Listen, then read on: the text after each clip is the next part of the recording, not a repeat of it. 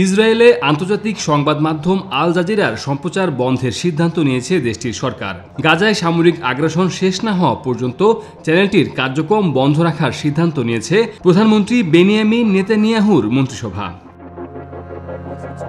৫ মে এক বৈঠকের পর ইসরায়েলের যুদ্ধকালীন মন্ত্রিসভা বলেছে, কাতার ভিত্তিক টেলিভিশন নেটওয়ার্কটি ইসরায়েলের জাতীয় নিরাপত্তাকে হুমকির মুখে ফেলেছে। এরপর দেশটির প্রধানমন্ত্রী বেনিয়ামিন নেতানিয়াহুও আল জাজিরার বিরুদ্ধে কথা বলেন।